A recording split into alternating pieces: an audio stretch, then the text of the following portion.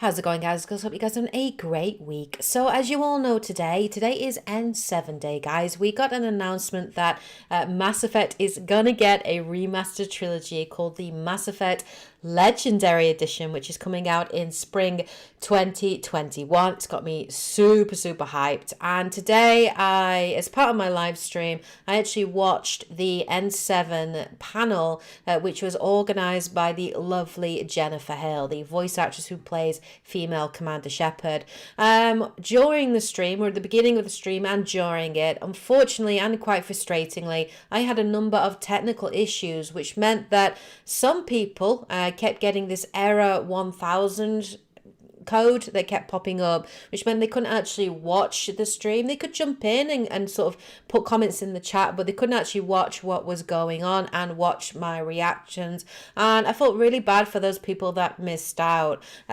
So what I've decided to do here is upload the video in its entirety for you to enjoy. So this is the entire N7 panel, which is sort of a conversation between the voice actors behind the original trilogy, some of the main voice actors, and also some of the crew that worked on the game. It was really enjoyable. I had so much fun watching this.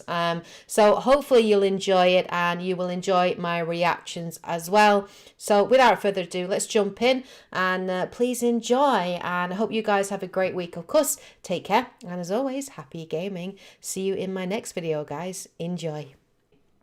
To jump back in and just play Mass Effect, the Mass Effect Remastered Trilogy. It is my favourite RPG of all time, even more than The Witcher 3, and I love The Witcher 3, don't get me wrong, but Mass Effect was the game that made me a gamer, a proper gamer, and it's also the game that inspired me to become a YouTuber and a streamer. Mostly YouTuber though, because of the ending, because of the ending of 3. So yeah, I can't wait to play it. If it comes out in spring next year, then it might be coming out around my birthday, which is in March.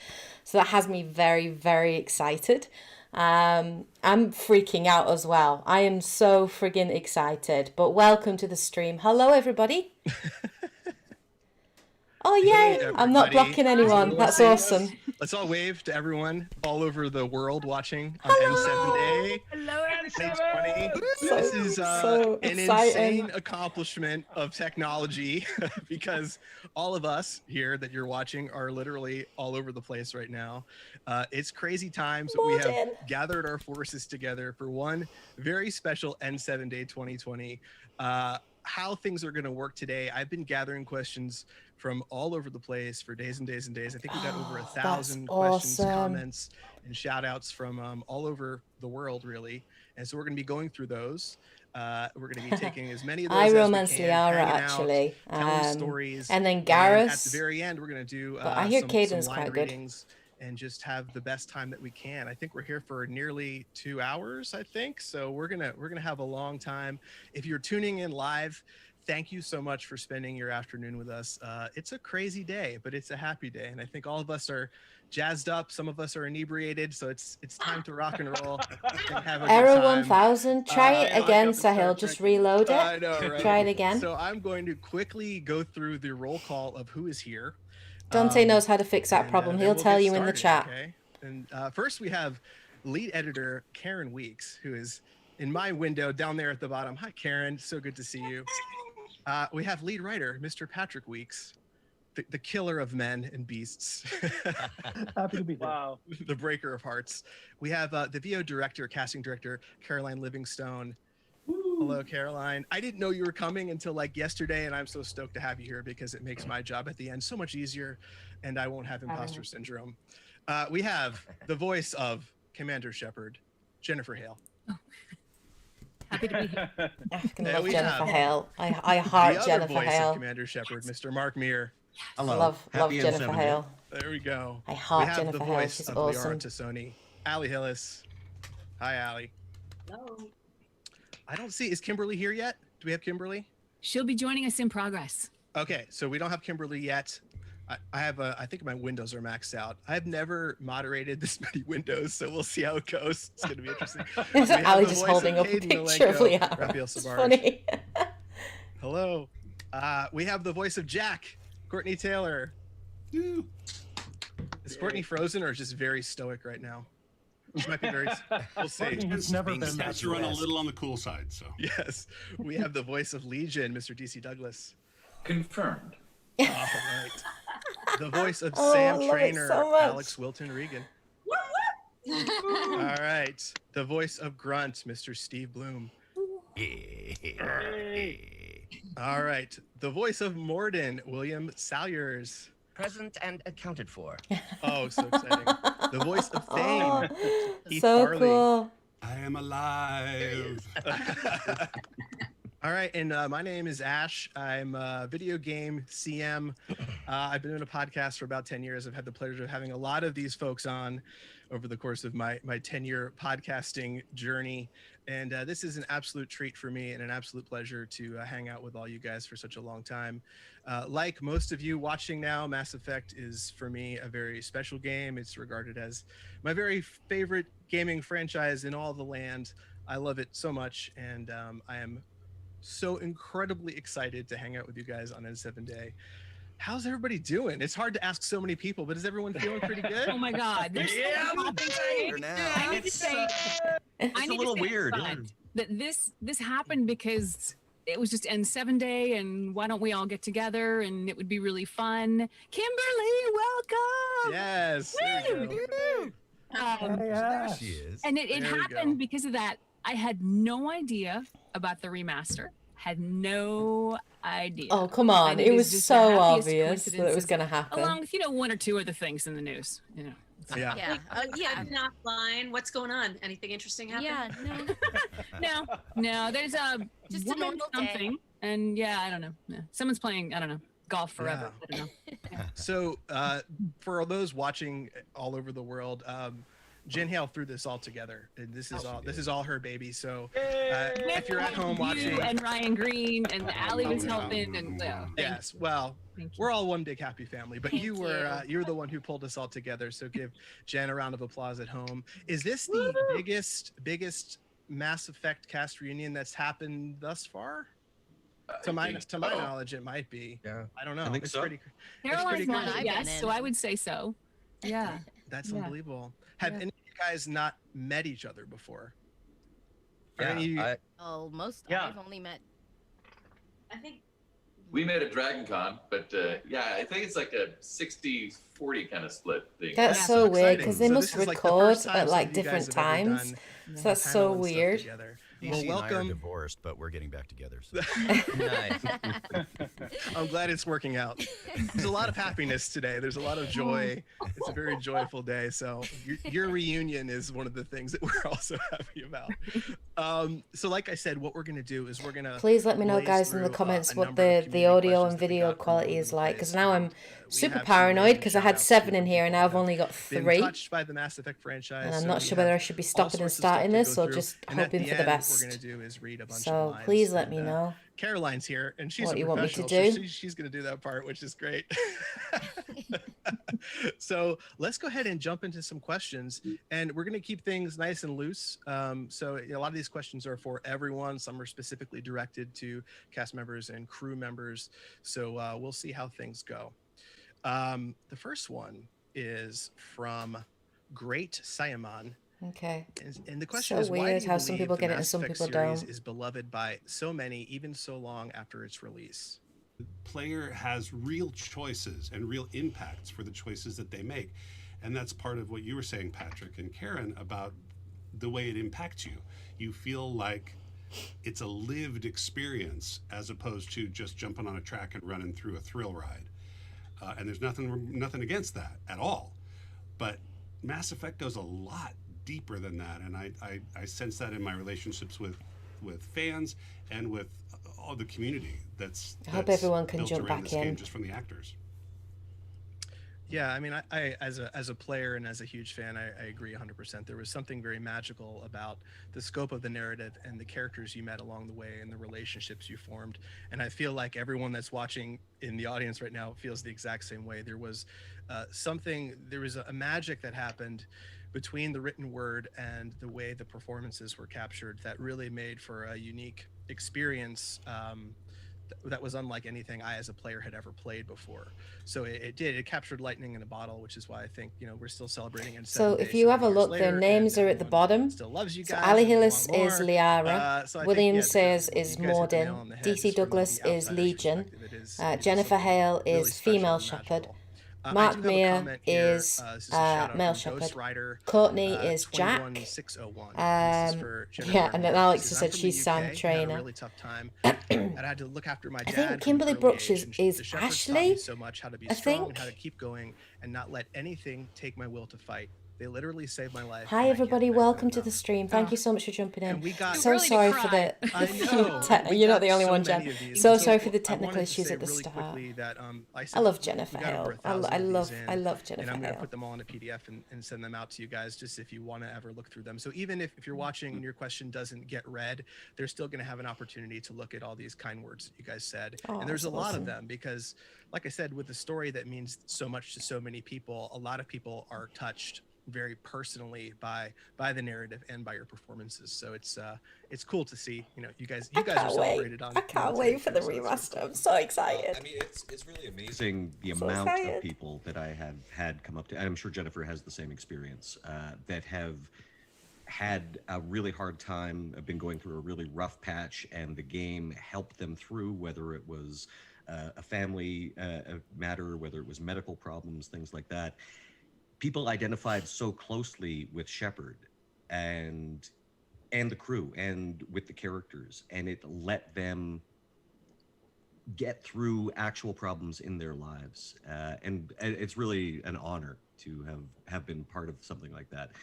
And it was such a collaborative thing. It was the writers, it was the cast, and ultimately the player as well, because Mass Effect was a game that gave the player agency. It was one of the first games where you had a voiced protagonist, and that let you immerse yourself in Shepard so completely. Can we just say Mark Meer's got some beautifully said. really I think scary one of my masks on his favorite wall. moments, I believe. Yeah, I texted this to Caroline and The asked her to share it voice. with the team. The I was voice. somewhere, maybe Chicago or somewhere at a convention when we did that live, and a woman came up to me. She was in her early 30s, I think, and she had had a stroke. And the way her physiotherapist suggested that she get back her fine motor movements was to learn to game, to get a controller and start learning to work that. And the game she chose to dive in with was Mass Effect. So she's like, I waited in line to tell you that you guys gave me my ability to move back my body. You healed me. Jesus. And I was like, oh my God. And the Wonderful. piece that stands out for me, Mark, you said it so beautifully. I'm always reminded when people tell us these stories, like, it's so incredible. First, thank you, because wow, and it is such an honor. And also, you did the work. You did the healing. We gave you a vehicle, but you picked it up and drove it. Like, it's your achievement, and good on you. I never thought That's about wonderful stuff. it from that We view. had That's another interesting. question from David Cameron. And this is for everyone. He asks, has your participation in Mass Effect changed how you reflect on the things in your own personal life? So were you at all impacted by the arc of your character's narrative or the work that you did on the series? How did Mass Effect impact you as a human and as an actor or as a writer? That's I'll tell a you what's great question. Interesting for me is the just more specifically as an actor, because Mass Effect would have been my second big game that I ever did, and prior to that, the games that I did do were usually like Japanese RPGs or whatever, where you get basically an Excel file of just your lines, and even the director is like, "Yes, we think he's angry, we think he might be bored, or he may be going to bed. We're not sure." And so the first time they'd give you I knew what the scene was. It was, and the fact that it was the emphasis on cinematic acting was so new to me. And I'm like, really? I get to actually go back to what I trained for? Sorry if you guys can hear popping in the And, background. and There's so I would say fireworks the going off biggest because impact it's on me was after having bonfire the treat week of this doing week that in as the an UK. actor is So everything that I went and do afterwards. I'm like, can we maybe work in a little more cinematic acting? I try to be no matter how they try to push us over the top in these other things, I always try to keep it as grounded as possible and like kind of, you know, appear to be maybe not great at taking direction in the booth, just so I know my performance will have a little more realness in it when it gets out to the final product. So it spoiled you a bit. Yes. What were you? Jack was really special to me because I just, you know, I relate to her so much, and I had a really hard, like, I was like a tough kid who had a lot of emotional problems, like, you know, just was angry a lot and had feelings that were too big for me, and was just really angry. And I always sort of, as I got to be an adult, I was always like, oh God, you know, I can't believe what a kind of bad kid I was and how much trouble I caused and everything. And it both from just a personal, like emotional perspective, allowed me to look back on who I was and who I became, and actually like forgive myself and actually celebrate that kid who like kind of walked around with her fists up and her chin out, because she helped me become who I became, and she served a purpose. And I really loved that about Jack, that, you know, her arc was that, you know, she still retained those fiery things, but she became an adult and someone who was capable of loving and being loved. And I think that's so important for people who do have, you know, trouble as kids or as teenagers, to give themselves both, you know, agency in who they were, and to be able to look at those things that they learned that were important, and also to kind of thank that person that they maybe aren't anymore for helping them through. And as an actor, I realized that all of those things that I was part of as a kid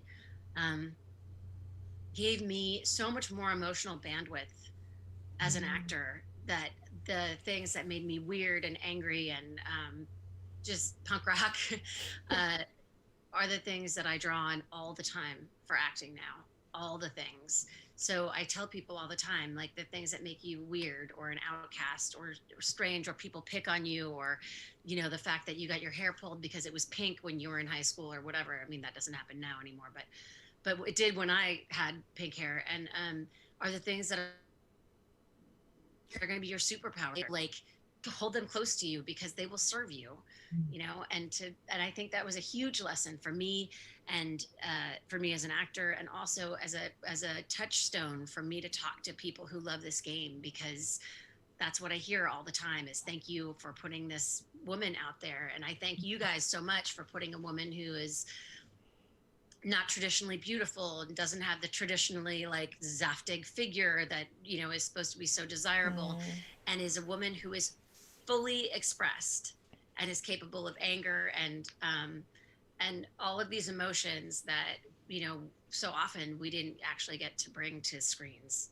So there's, I mean, I could do my own 2 hours about this, but no, bravo. I'm clapping, but not into the microphone. So interesting. So interesting to hear really like, quickly, their take on it. As I got to know you, So over the years, interesting. I think I first interviewed you, Courtenay, like 8 or 9 years ago. Oh, she voiced Ada Wong? No I did way, realize very Dante, quickly really? How much you were like Jack. Wow. And I loved Hello, Jack. everybody. And Welcome to instantly the just stream. loved you I don't want to because talk your too much because I personalities want you were guys to very enjoy much this. like in the best ways, not in like the punch me in the face ways, but you're very much like Jack in a wonderful way. I love these guys. I love this game so much.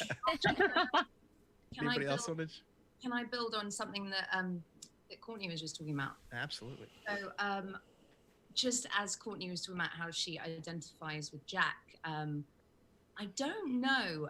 I think maybe Ali knows this, maybe Courtenay, maybe Jen. Maybe I'm not sure about Caroline and everyone else actually, but I have 2 mums, and I don't have a dad. And so recording the lines between Sam Traynor, oh my God, I'm gonna cry. This is sorry, this is election tears, and it's like, but I don't think I've ever shared this publicly, and people often ask like, why are you such a big advocate of LGBTQIA plus rights? And I haven't kind of expressly shared, but being raised by two women in the 80s was pretty radical, as I'm sure you can imagine. And then to see that represented in a video game in the most like lovingly casual, normal way, like everyone does this, you know, it probably felt, it was this strange kind of like, it was God, are they all crying? They're all crying. Loving and Seriously. and amazing. They're like all And crying. I remember doing the white picket fence conversation between Sam, Traynor, and Jen. And I remember crying. And I remember Caroline being on the phone, and she was like, are those real tears? Are you really crying? I was like, fine, I just need a moment. And I think that BioWare really, you know, Mass Effect 3 was probably one of the like 4th biggest games I'd done at the time. And it was really trailblazing the way for inclusivity and diversity of races and sexualities and identities. And to put this storyline there between two women, but no offense, Mark, just between two women. It was really radical. Hey, and Mark me, got his was, male I was kind of romance. He going got home and saying to my Kaidan. mums, I was like, And also yeah, the my pilot. What was that first guy's game, like, she name? wants to, I you forget know, that wanna guy's live name. together and have a dog In Mass and, Effect you know, 3 white anyway. picket There wasn't fence and much all the normal representation stuff for that sort of we male-male had, you know? relationships in It's the like, in the first and second except we game, didn't but have in the dogs, we third obviously game had they cats 'cause corrected my that. mothers were lesbians and lesbians have so that felt like a huge moment for me personally, like representing my mom's journey in a way. Yeah. So one thing, and I don't remember if Caroline or Karin remember this, but when I was working on the Traynor arc, one of the things I did was we had some LGBT folks in the office, and I showed it to one of our gay coworkers, Suzanne, Oh my God, and really? I said, what Dude, is Dante, you're what like is researching not all in this right here now. that you would like That's to so be in cool. here? But What BioWare do kind of you like that as with a their voice lesbian actors. They kind of use wish these were part of core this voice arc? actors for And their the white games. picket fences conversation was what she said she wanted. It wasn't in there in the first draft, and she said, you know, we get the hot girls kissing stuff all the time. We don't get, I would like to have a house. I would like to have a white picket fence and a dog and like the domestic stuff. A little blue children, if you romance so Liara. it was kind of a last minute thing, but because someone in the office said that's what we want to see, we threw that in, and I'm really glad that it meant something. It's the implication of family, Patrick. I think that's what we're talking about. You know, we're talking about the implication of family and what that does for not just all the younger people out there playing as these characters and finding themselves and their sexuality in that, but also now, you know, like now my story's not even that interesting anymore. It's like the new normal. It's really depressing, quite frankly. Everyone's got two moms nowadays. You know? That's ultimately what everybody wants, is just to be normal. And like, it doesn't have to be that your story is the same as everybody else, but that you can say like, that it's actually, this was such a huge thing to make. Yeah, Dragon Age is a good game. unremarkable. Really good game is Dragon Age. Because that's what they should be. It doesn't matter who you love. It doesn't matter what you look like.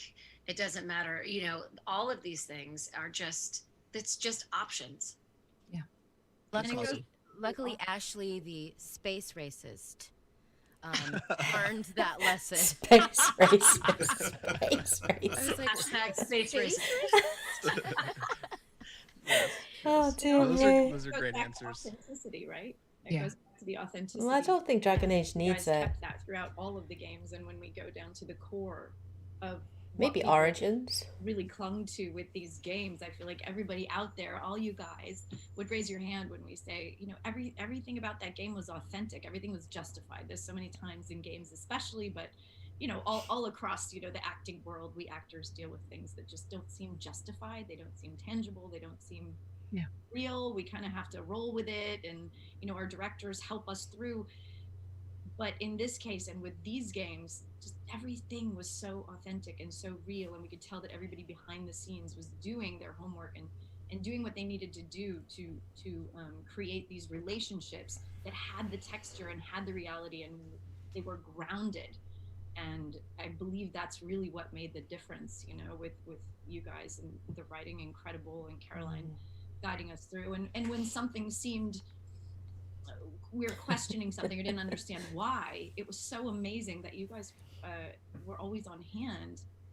Patrick, Karin, everybody was always on hand to ask a question, you know, and Caroline and I could say, you know, let's hold off a second and ask these guys and make sure. And I think that's what a lot of people who play the games over and over cling to, is that reality and the relationships and the excitement to play again with new characters.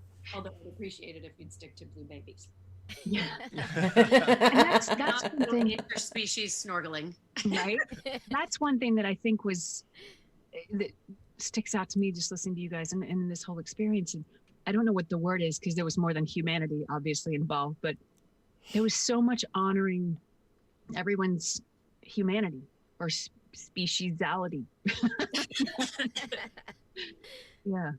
Yeah, there's definitely the whole mentality of we're all in this together, and if we don't figure it out, we're all kind of screwed.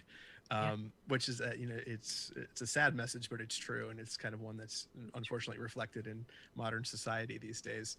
I love your answers, and I forgot I was moderating. Yeah, I think Mass Effect is going to be an important game, even now in the current climate. You know, Tyler Boyce, which kind of it's such a directed toward hopeful Karen Patrick. game.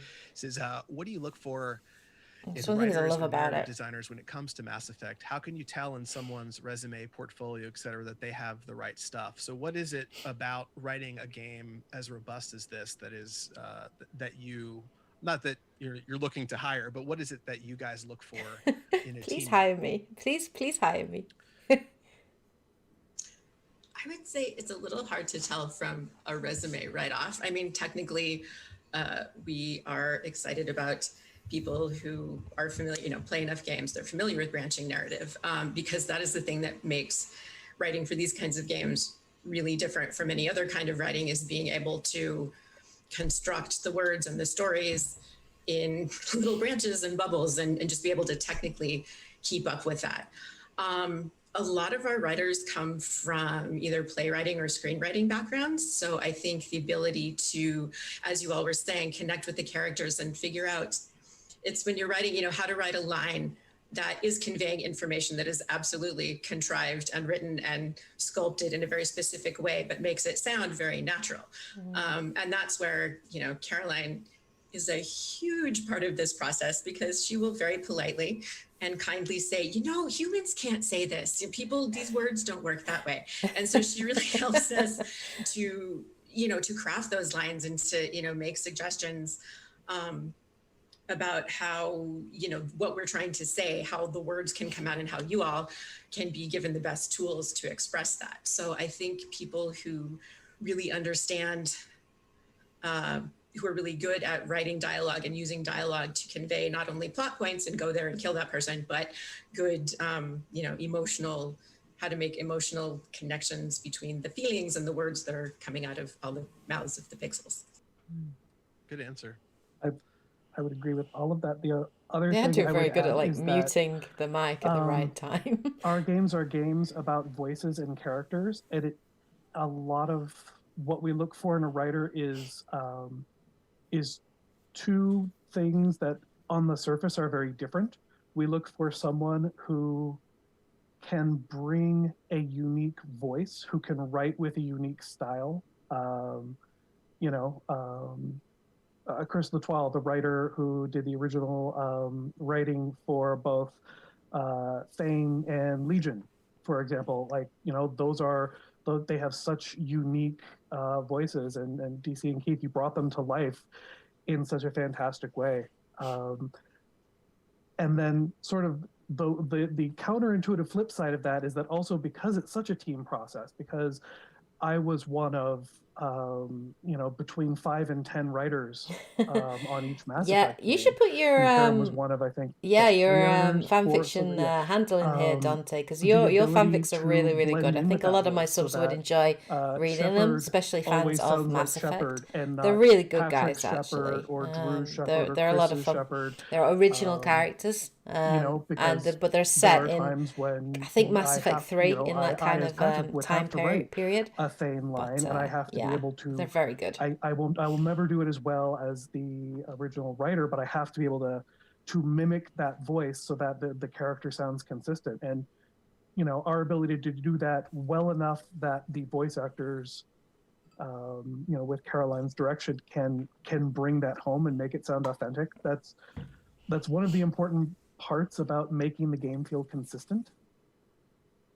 I would say also a great thing about that is, the further we went and the more you all got used to your characters, the more you would call us on times when we screwed that up, and you'd say, I don't think she'd say it like that. I don't think, and you were absolutely right.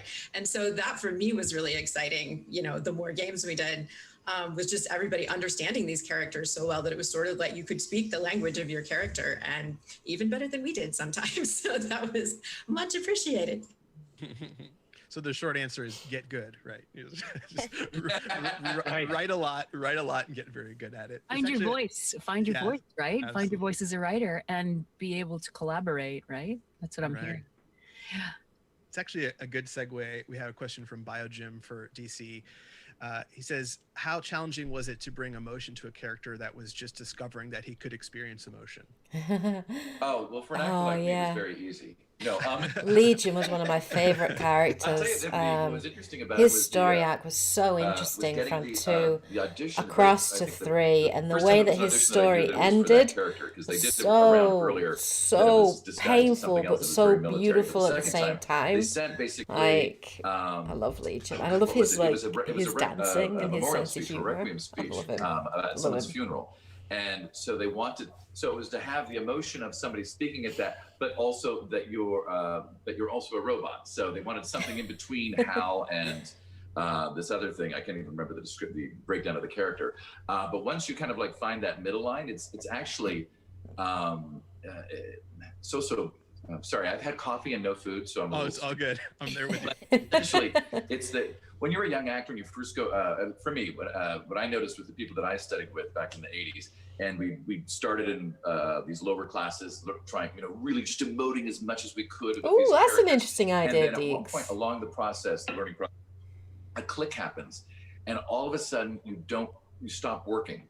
You stop working at it, and it's just all of a sudden everything becomes easy. I mean, granted, there's always going to be emotional challenges, but there's the general idea of when you switch over from trying to be an actor to being an actor, and now you still get all that other growth, but it's just a switch.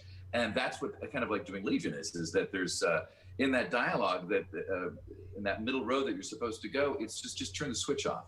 It's an easy thing. And for me, basically, it was wake up, clear my throat, have some coffee, and then I went to work. There you go. That's great. And the direction, by the way. Well, obviously the writing, direction as well is really important in all of that. This is that moment. I mean, Caroline, without voice directors, what we do is just not as good. It's just not as good. We're skilled, but we're I got 10 forks. Let me try to make something. They're like, no. Let me just give you a fork and a knife and go, oh, that's better. Yeah,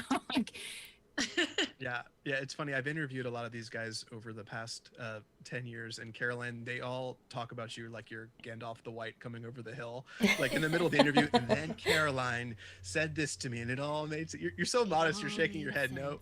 Yeah, she's really Alex, shy and modest from the looks of it. You talk, Alex, I have a brief Caroline story. No. Well, I was just going to say that the other thing about Caroline that's so brilliant is, I'm not allowed to swear, is you're very, very, very funny. And so you're in a session with you for 4 hours, and in London booths ain't like LA booths, my loves, okay? London booths are here and you're yeah, Mike, it's fine. Yeah. Toothbrushes, what? And it's and you get hot and you're sweaty, and then I'm crying because of the lesbians, and it's and Caroline's just she's like, you're doing great. Honestly, like, I don't think Patrick was feeling well when he wrote this scene. It's not you, it's him. It's fine. It's like, you're so funny. And you're so I love this cast so emotionally much. tuned I love into him. us. And you just make the job a lot more joyous. I'm So actually please crying. accept this. I really, really love Yeah, Mass you were Effect. like, I will Caroline, cry when I I play mean, it again without a doubt. And I Caroline am was going to able live be stream with it for us sure. For in person for many of the early pieces of Mass Effect, and then as you get going, especially as you get closer to deadline, she would need to be in Edmonton and would Skype in, but she was always like the steady voice of reason. She would always get it done. And there were two stories that stand out for me. One was the day, Caroline, I think I always asked what the count was when I walk in. I'm like, what's the count? Because I needed to know how much time we had to chit chat, because I love everybody so much. I just want to visit, but I'm like, we get a high count. There's not a lot of chit chat and there's very short pee breaks. I just need to know how to frame my day and how to manage my energy. Jen, for people who don't know what that means, the count, explain what the count is to the people who don't know what that means. How many lines we have to get done that day. Right. Thank you, Bill. You're right. In a certain amount of time. In a certain amount of time. Yeah, we had 4 hours, and I have to pee at some point. I got to refill my water. I got to make tea. Okay. And I love these people. I want to know how they are, And so one day I walked in and I was like, what's the count? She goes, oh. And I said, well, what is it? And I'm a little competitive with myself. Now, I don't believe in competition among other people, but for myself, I'm like, okay, what is it? So she goes, well, it's high. And I said, what? And she says, well, Steve, she said I think it was like 563 or something like that. Jesus. And I said, oh. And she goes, yeah, Steve doesn't think we can do it. And I was like, what? What? And I was like, let's go. I don't need to know how anybody is. Let's go. And for people who aren't good at math, including me, that's you got to think about, that's in 4 hours, guys.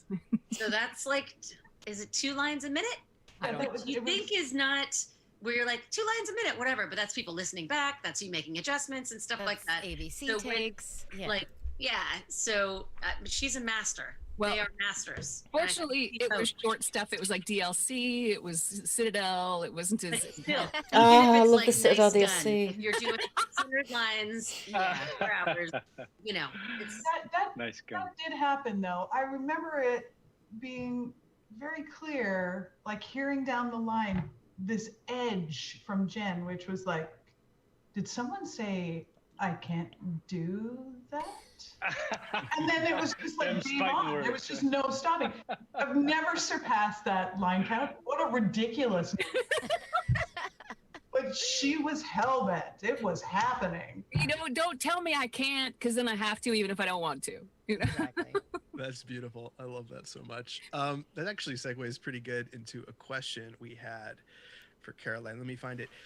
This is from Tom the Builder. He says, how does one even begin to tackle VO direction on a huge title like Mass Effect or Dragon Age? How do you keep consistency and tone when things are recorded out of order over such a long period of time? That's a real good question.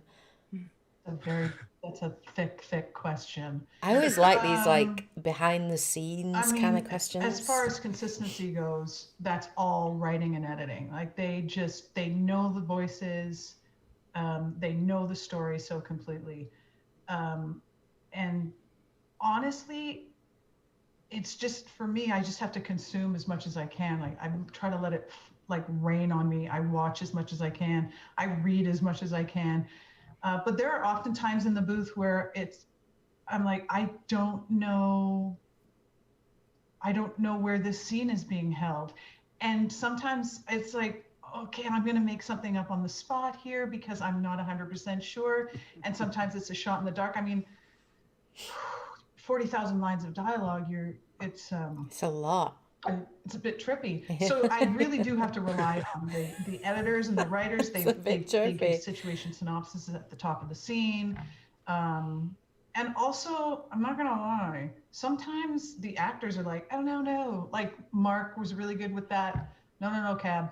This happened on Eden Prime. They're referring back to, and he would know like which plot it was referring back to. Oh no, that was in Mass Effect 1, and I'm recording Mass Effect 3, and he remembered that. So it's such a collaboration. It's probably because he Like, I've played the relied game. heavily on so Play many the people, game that you've and, made, you know?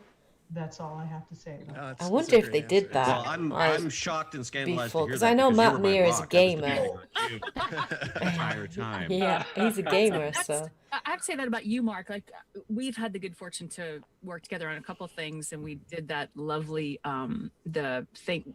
What's the name of the thing that's airing after this? I can't remember what it's called. Omniblades in the dark. Omniblades in the dark. Yes. Yes. I'm constantly so impressed by your brain and by your sheer intelligence and your mastery of detail and comedy and everything else. Like, it's just beautiful to watch. Anyway, just had to shout that out.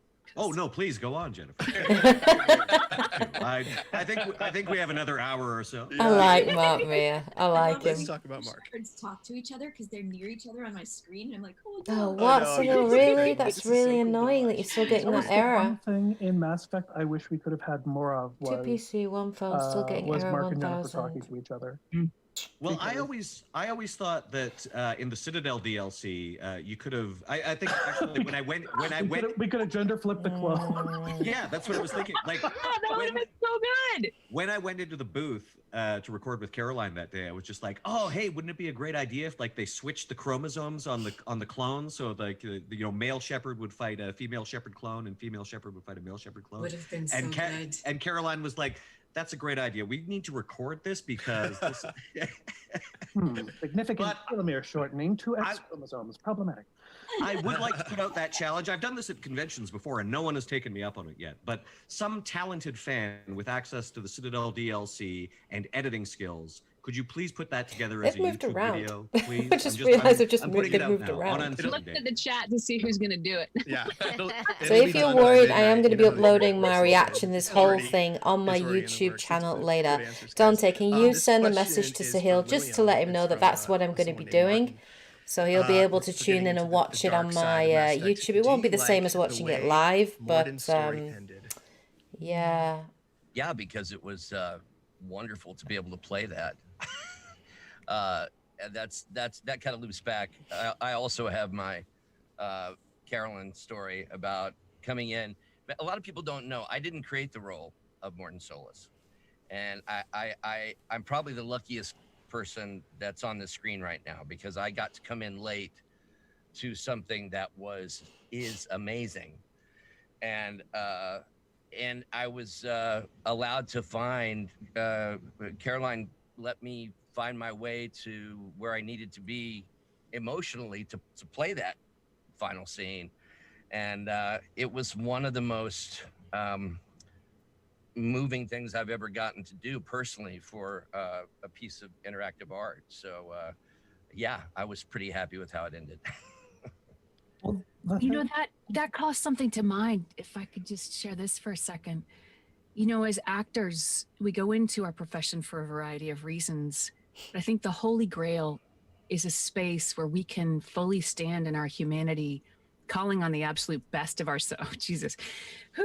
Calling on the absolute best of ourselves, whether it's the best villain or the best, traitor or the best hero or the best machine, and bring that forth. And this is one of those beautiful, gorgeous, shiny, metallic, kick-ass unicorns that lets us do that to the fullest. And I'm eternally grateful. Yeah. I have goosebumps now. Like I'm sure a lot of people watching at home too. Sometimes, Jennifer, when I talk to you, the line, because I've played the game so many times like a maniac, the line between Shepard and you blurs because you're also a very inspirational and you motivate people a lot and have a lot of very strong, powerful things to say. And I'm sure everyone at home appreciates that as well. So thanks. The other thing, Bill, that you did so well, and which was I didn't realize how much I was asking for, and it was amazing how well you were able to run with it, is Mordin is a character where in one line, I'm asking you to do biological technobabble. You got to talk about telomeres and chromosome garbage DNA attachment and stuff, and you have to get through that line as you know, and sound like you know what you're talking about when the person who write it doesn't know what they were talking about. Well, it's funny you should say that, Patrick. Earlier, when everybody was talking about what their characters meant to them, I've always been a kind of a secret science nerd, and so that's one of the things where every once in a while I find myself thinking, well, if I had It's like a green screen screen behind. It was kind of I cool. had done slightly better in Hum Bio. Yeah, exactly. in that one course in university. But yeah, like expecting you to be able to deliver those lines and then just break our hearts in the next one. That going from techno to simplicity is, and you did it so gracefully. And thank you. I really appreciated that. There is something so incredibly liberating as a writer to just know that I can just throw something like that and know, oh no, he's got that. Yeah, he's gonna do this ridiculous line, and then he'll do another ridiculous line, and then the third line will break people's hearts. Go. Thank you so much. I hope I don't have to tell you. I think we did a panel together, you and Karin and I, a long time ago. And if I didn't say it then, I'll say it again. It was a real treat to say your words. Oh my God! Really? That's so cool. I just looked at the chat, and there's this repeated request that keeps happening. Bill, I'm gonna guess that you can maybe think what it is. Oh yeah, I know. I got a lot of those. The line or the song? Is it the line or the song? It's either the line or the song, yeah. Let's see. Well, fortunately, I thought it might come up. He has it written down. That's so cool. Are they asking for Scientist Solarian? Is that what it is? Yeah. I think either or is fine. Everyone will be elated with either. All right. I haven't done this in a long time. Bear with me. And like DC, there's been a lot of coffee and not much food. Oh my gosh. And the I have very model I of love a a scientist Solarian. Solarian. I've studied species Turian, Asarian, Batarian. I'm quite good at genetics as a subject of subset of biology because I am an expert, which I know is a tautology. My xenoscience studies range from urban to agrarian. I am the very model of a scientist Solarian. Wonderful. Start. That was awesome. Beautiful. Thank you. It's so my much. pleasure. And actually, sort of, we laugh about that because before we moved up here to Canada, I did a lot of community theater, and I was in a group that did a lot of Gilbert and Sullivan. So I always claim credit for the Scientist Solarian song, even though I had actually nothing to do with it. I opened that door for Patrick. So. The world thank you. Exactly. Yeah, I think we got that request, I would say almost more than any 1,000 other. times. Oh yeah. Yeah, we Wow. got so many requests for that. And It's a day of wish granting, isn't it? It really is. Really is. It's a Thank you good for day. blessing us, Bill. Oh, for gosh. real. Thank you guys. It's a treat to do it again after so long. That's wonderful. We had a question from Karabast. This is for Steve. He says, Grunt has a childlike personality. Was that hard to portray while also portraying him as a powerful and confident soldier? Oh, mute. Uh-oh. Hello? There you go. I Hello. said, no, it wasn't a problem at all. I'm emotionally stunted. And tank bread. I love Grunt. It's a great character to play. I've always been sort of the opposite of that, sort of mushy on the outside and a little more fighty on the inside. So it was kind of nice to reverse that out and try that on, see what it felt like. It was really fun and really sadly easy for me. It's easy for you. Was it, so, I mean, you've been doing this stuff a long time, and I'm such a massive fan of your work over my lifetime. What was it when you read this part? Was there something that, were you gravitated toward the series itself, or did you enjoy the writing? What was it about taking this part that was special to you? I enjoyed having a job. Don't most people. Jobs are good. Yeah, jobs are good. Yeah. I'm not a gamer, and so I had no idea what I was getting into. And for me, it was just this massive pile of paper with 500 words to go through in one day. And then they showed me the image of Grunt, and the words were so good, And I just got lost in the story, and I just ran with it, not knowing anything, which is the way I've led most of my life. It was kind of, beautiful.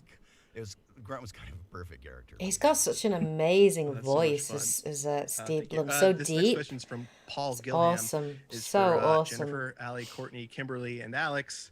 Says you all played incredibly strong female or monogendered characters in Ali's case.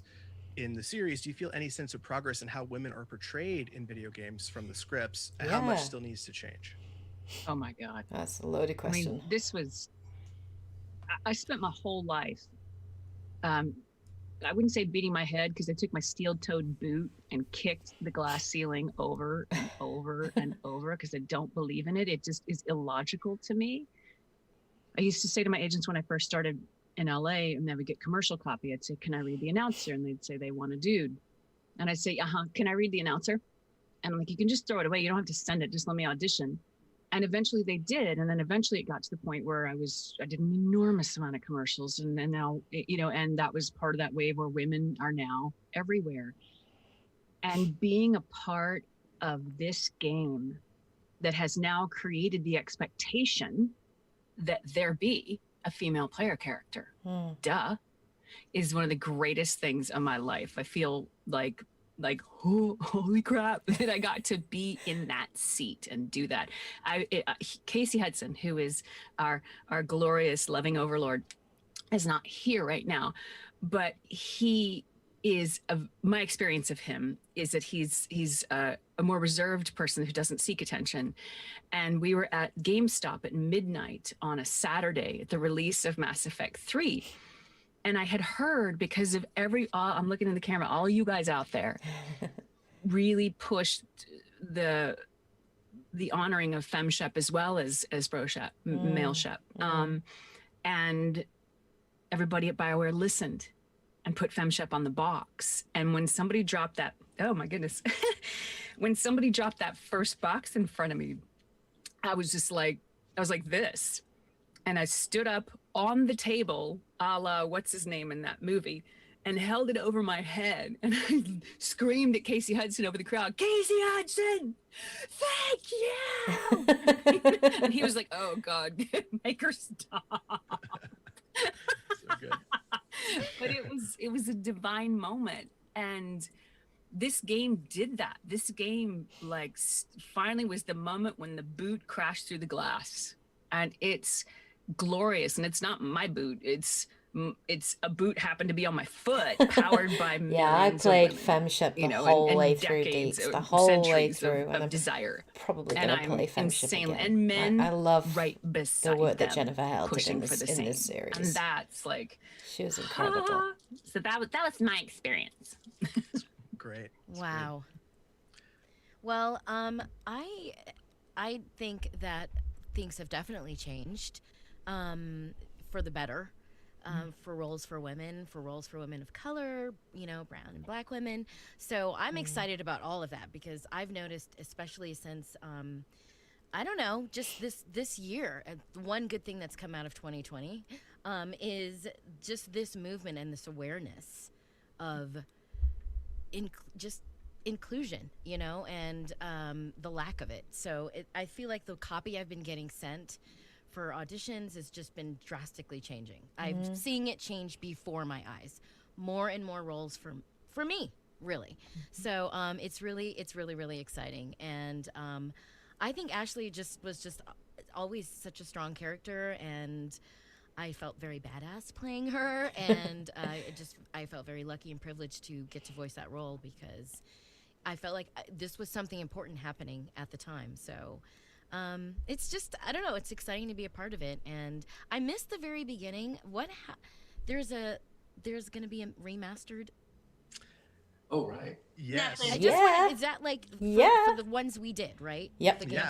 Okay, so sorry. It's remastering the first 3 and then putting them out so that people owning consoles that were made in this century can play them. Oh. So, say sarcastically, but yeah, so they're updated so that they're playable on modern consoles. Okay, so that's really cool. So now people, that's what I just was, to get back to what we were saying, am excited that that's going to be a new way to see these characters that you know that we've gotten to so lucky to voice. And that was my 10 cents I had to chime in, because unfortunately I have to leave because I have another commitment. Really, before you go, can I say one thing? I didn't work on Mass Effect 1. I was working on Dragon Age Origins, and so I started seeing little bits, and you're the first character, the first female character that I saw when I was, in the studio. Wow. And I heard you talking, and I was just like, oh, she kicks ass. And it was so inspiring and so fabulous. And so I just wanted to thank you for that, because that for me, you hadn't been working at BioWare that long, and I heard your voice and I saw that character and I was like, oh, this is cool. And it really did kind of change everything. It was one of those changes everything moments. So thank you so much. Thank you so much. And it's the same for me, right back at you. I mean, it just changed everything for me too. It's like my most beloved character, and I get so much love. And people are a little bit like, I played Kaidan, but in general, I'm just saying it's been a little life-changing for me. So it's been a really incredible project to be a part of, and I hope that there's, a lot more in the future. But I'm so sorry to cut out. I have something at 12. So glad you could be here. Thank you so much. I'm so excited to be a part of this. Yay. Thank you all so much. Bye, Kimberly. All right, take care, everybody. Love you. Bye.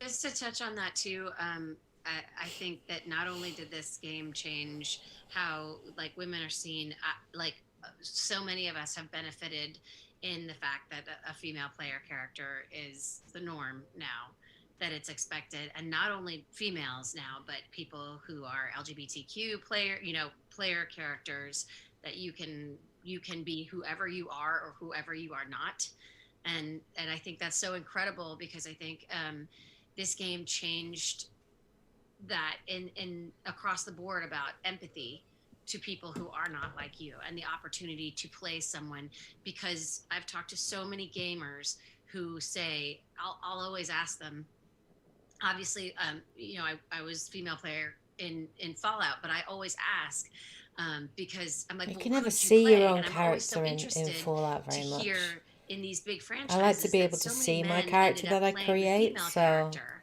And I think it's one of that's the things I so loved about important creating to a femship and bring making her everybody my along own. together, so that you can step into the shoes of someone you are not in every day, and that will change how you treat people.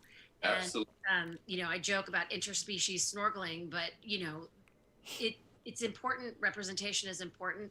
It's important for kids to see women who are not portrayed in the same way all the time, that we are not blow up dolls, that we are not porn stars, that we do not, not all snipers have huge boobs and bikini tops, things like that. To this game just set in motion so many things, both personally and universally, for how much money we make, the kinds of roles we get to play, how women are perceived on so many levels. And I think it was really the first game to do that, and it will be forever that.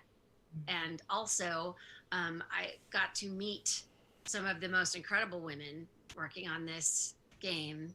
I mean, these are my friends for life that I didn't know until I worked on this game. I remember meeting Hillis, and the night of the Mass Effect 3 drop, and her being like, let me give you my number, let's hang out. And I was just like, oh my God, this girl is nothing like me, but we became amazing friends. And Jennifer Hale, who was my she's the shit.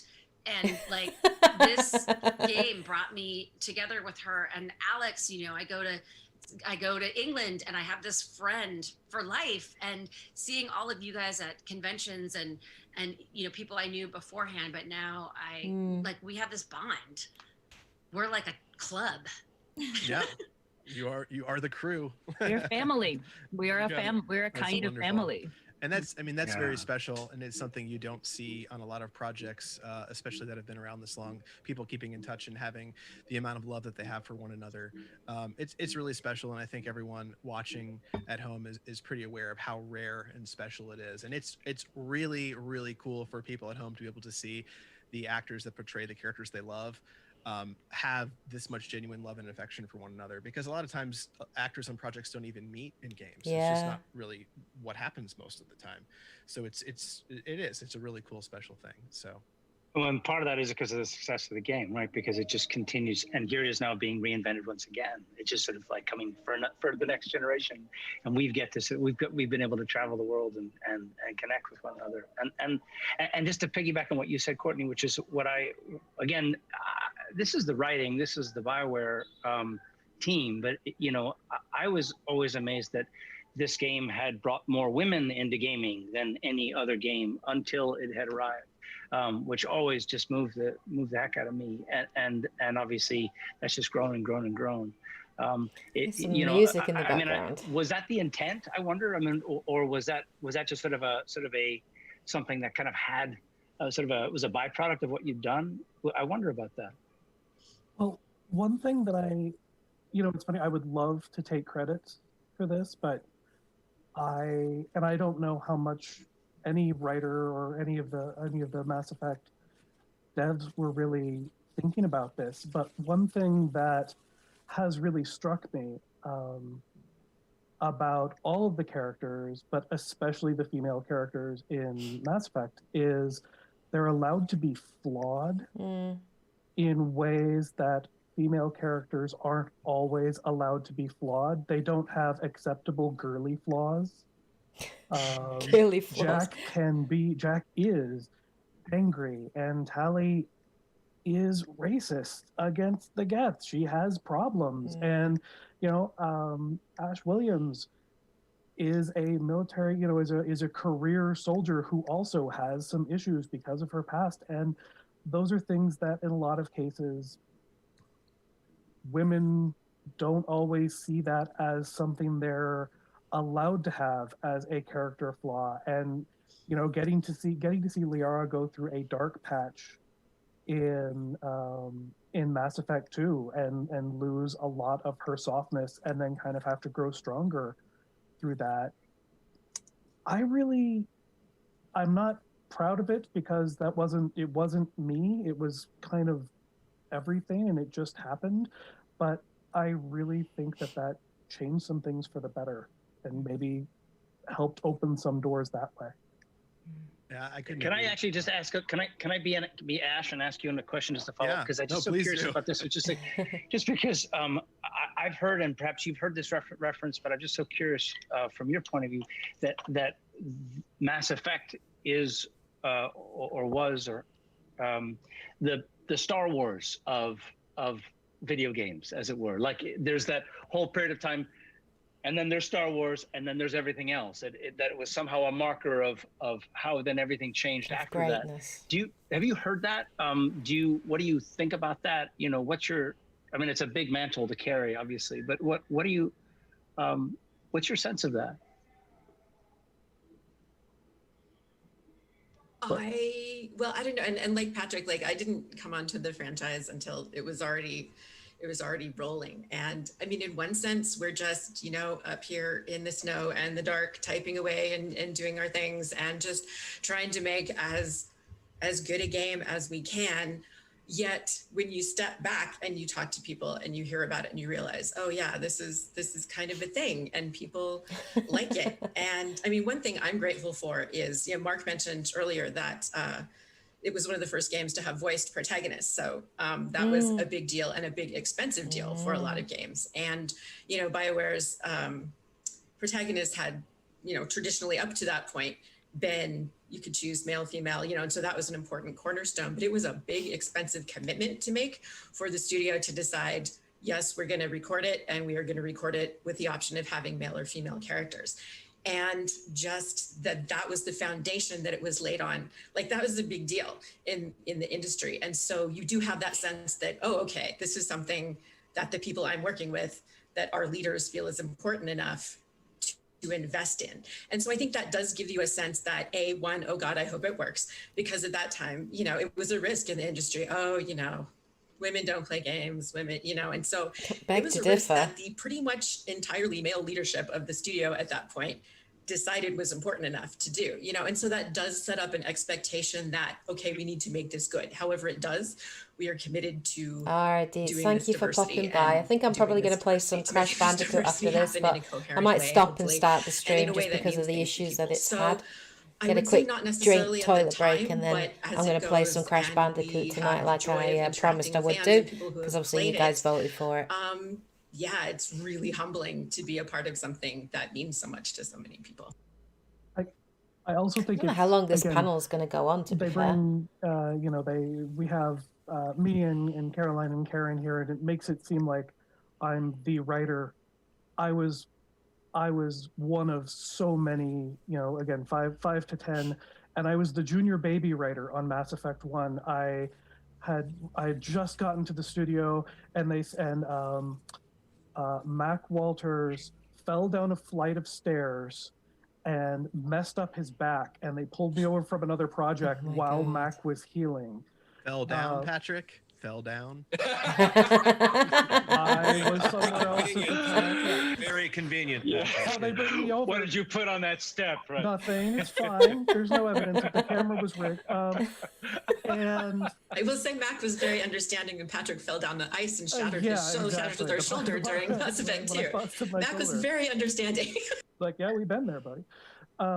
But I came over and I was like, I have all these ideas. And, you know, on Mass Effect 1, my job was giving people things to talk about in the elevators to cover the load, because it was the first time we were trying to get the seamless transitions. And so when people took the elevator from one part of the Citadel to another, there was this long load we hadn't known about. And they said, Patrick, just give the followers something to talk about with each other. And I was just throwing stuff at the wall to see what would stick. I was making random guesses, and I think to an extent we all were. We were all these you know, we were all these young people pushing on something heavy together, not knowing whether we were going to move it, not knowing whether we were going to get the rock up a hill. This just become a Sisyphean metaphor, and I don't really mean it as one, but you know, I think it's not until you stop and then look away and go, oh my God, we moved that. Oh my God, we made that together. You know, that's when you can really feel proud of it. But at the time, we were a big team pulling together, going, I don't know, is this working? I don't know. Let's find out. You just described the whole journey of the story. Right. You were living the story in different Yeah. context or content, but the context is the same. What do you think, Caroline, equally if you don't exhausting. mind me calling you out? I'm very interested in your perspective on this because you've been here since the beginning. And what do you think? I am sitting here trying to wrap my head around it and what our jobs are in the entertainment industry. And it's not so much that we should be projecting what we see in society, but maybe what we want to see in society. And I think that is something, and like Patrick was saying, I don't think anyone thought about that. It was like, well, let's have a female protagonist. Yeah, why not? Why wouldn't we do that? That makes sense. So yeah, I'm thinking a lot about that, and especially now during this time. But how do we want in the entertainment industry to support society to be better? Yeah. Does that make sense? That was all over the place. But No, that's a great answer. You know, you just reminded me of this. Oh, Alix, you go ahead, and then I'll No, I wanted to add a little something about this, because I agree with what Jen's saying about representation of women, and I agree with what everyone said. But I also think what's really interesting, I'm just going to be a little bit controversial here, because that's what I do. If you follow me on Twitter, you'll know that. But what I've realized is it also comes down a hell of a lot of the time, and it's a little bit sad actually. It doesn't come down to the actors or the directors or the editors or the writers. It comes down to the marketing team. And a lot of stuff, I'm not going to name any names because it's all been over the press this year, about really big game companies who aren't pushing their female protagonist forward, and therefore she doesn't get equal publicity or equal airtime, even though she has the same journey as the male protagonist, and that's just really sucky. And like, you know, I don't actually know the femme Shep, male Shep covers, but like the Inquisitor was completely like, you didn't know, androgynous. You didn't know if it was a man or a woman on the cover, and that was one of the reasons why it worked so well, you know, because it was the image like that. And I just think, like, I look at some of the marketing stuff sometimes, and I just think, I really do wonder whether the marketing team knows what it feels like to be the actress that has spent the same amount of time in the voice booth as the man, often trying to copy the man's time codes if you have to deliver a line within a time code. Jeez. Possibly paid less than the man, but you're still like, I've done the job, I've done the story, it's going to be something different, you know. And then you see the images, you see the press, you see it on TV, you see it on the side of buses, you see it on the posters in town, and there is just nothing about the female player. No sign of you. And I can only speak as an actress here, but it is crushing. You know, I've been in that position. I've got other friends who've been in that position. We all know women who've been in that position. And like, marketing really needs to kind of step up now. You know? Yeah, and that was the beautiful thing I think that BioWare did with this is they took it on. They listened, they took it, and they took the risk. And then that goes back to the point that what Caroline had said had reminded me of, which is people become who you speak to them as. When you speak to them like they're ready for this, when you speak to them like this is, when you speak to the world like this is what I want, this is who we are, then we become that. You know, we've seen both the downside and the upside of that. And that's the whole thing that's driving me right now, speaking of Twitter, which is that what you focus on grows. And focus means what you discuss, what you think about, what you look to, what you retweet, what you repost, like that's going to grow. So keep your hand, be mindful. You have power in these hands. Don't use it to strike things and amplify what you hate. Definitely call out what isn't working and then spend 4 times the energy on what you do want, because it is a property of physics, and it is, we all are powerful creators. Every one of us, every one of you people watching, every one of us people here, like it is a truth, and we see it in this game. We see what got created by the intention of a group of people and the wave that got started and the desire that it met and the need that it filled was beautiful. Yeah. Couldn't agree more. That's wow, fantastic. That was very powerfully said. We have so many more questions, and I want to blow through a handful more before we do some line readings, which I'm incredibly excited about. But we got one that kind of ties into what we were just talking about from Alenko. This is for Karin, Patrick, and Raphael. He says that Kaidan is kind of known for his random comments in Mass Effect 1. Were those at all improvised, or were they already written down? Because I need to thank whoever was responsible. Were those Patrick writing elevator moments? Is my question. So where did like a lot of Kaidan's quirks come from? Does anyone remember? Because he did say so many random things, especially. They weren't improvised. I can tell you that. Yeah. Not improvised. Yeah, I mean, I mean, obviously they, you know, kind of captured sort of this sense of kind of what, how would you describe it? I don't know, just sort of, I'm a rebel and I can say what I want to say, I guess, or, you know, and just kind of what's in my head, as it were, from that point of view. But I you know, what seems effortless and like it just happened naturally is, you know, a collaborative effort between Caroline and Patrick and everyone and Karin in terms of making it, you know, just flow and actually make it seem like it was just happened by accident. Just you being a strange guy, when in fact it was strange guy writing. It was fantastic. I mean, that's, right. Well, that's the thing that's wonderful about this. Oh my gosh, sorry, my phone is typing things by itself. This is what's wonderful about the series is that the people that are playing the game can't tell because it all feels so natural, so beautifully written that it feels like actual conversations that these fictitious characters would have with one another in an elevator, and it just feels like a very real situation to be in, and that kind of harkens back to what we were talking about a little bit earlier. It's just it's so well written that is why we're all here today still talking about it so many years later. It's a very special thing. I would say it's actually due to Caroline and all the other people on the screen, because it's you all who made the words come to life. I mean, we've all, I mean, you know, I look around and everyone who's on here has just such extraordinary careers, you know, in so many different places and other, needless to say, other venues, other games, other things. And you know, we all come, each of us come to each project with a desire to want to bring your A game. But because it's such a collaborative thing, and because obviously in this case, you never know. And this is, I mean, in a long career, you may have 3 or 4 of these, but this is a lightning in a bottle one, right? And this is because of everyone coming together. And not that any other thing that I've done is not as important or passionate to me when I'm doing it. But this one is really, it has sort of